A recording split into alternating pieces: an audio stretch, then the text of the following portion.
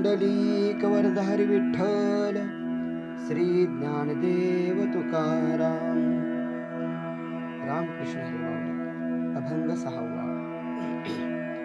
साधू बोध झाला तो नुरोनिया ठेला, ठाईच मुराला अनुभव.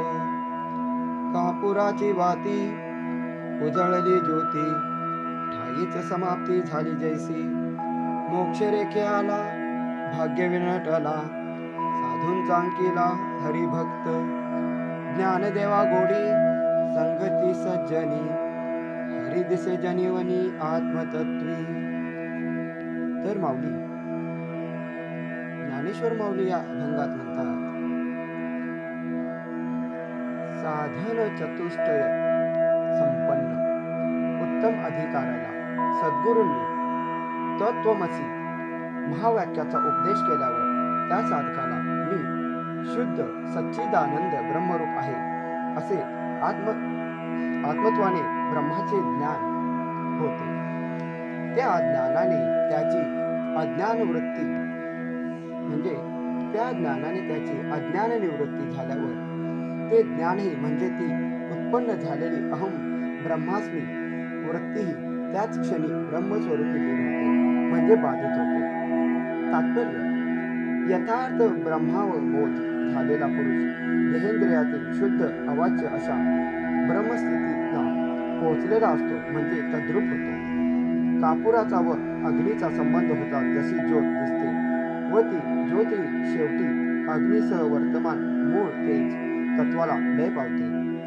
त्याप्रमाणे सद्गुरूंनी अनुग्रह केलेल्या हरिभक्ताची विद्या म्हणजे माया व अविद्या समूळ नष्ट होऊन यलब्धवा चापर लाभ्य मनत्ते नाधिक तथा म्हणजे ज्या सुखाची प्राप्ती झाली असता जगात अन्य प्राप्तव्य असे काही दुसरे उरत नाही अशा स्थितीला तो प्राप्त होतो.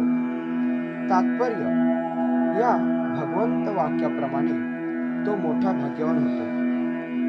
तुका म्हणे भाग्य या नावे म्हणजे. माऊली श्री ज्ञानोबाराय म्हणतात, मला संतांच्या सहवासातच राहण्याचा आनंद वाटतो व त्यांच्या संगतीमुळेच मला सर्व जगात अधिष्ठान रूपाने एक श्रीहरीच ओतप्रोत अनंत असा भरला आहे असे दिसते.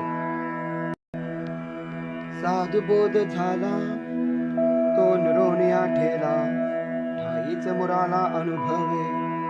म्हणजेच सद्गुरूने जेव्हा तू ब्रह्म आहेस असा बोध केला तेव्हा शिष्य देहबुद्धीने उरलाच नाही, तो अनुभवातच विरघळून गेला. कापुराची वाती उजळली ज्योती, ठाईच समाप्ती झाली जैसी.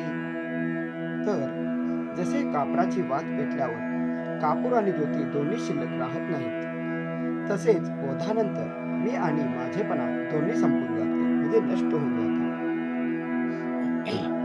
मोक्ष रेख्याला भाग्य विनटला, साधूंचा अंकिला हरिभक्त.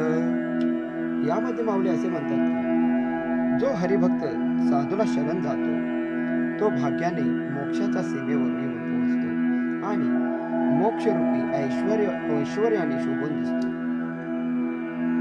ज्ञानदेवा गोडी संगती सज्जनी, हरी दिसे जनिवनी आत्मतत्वी.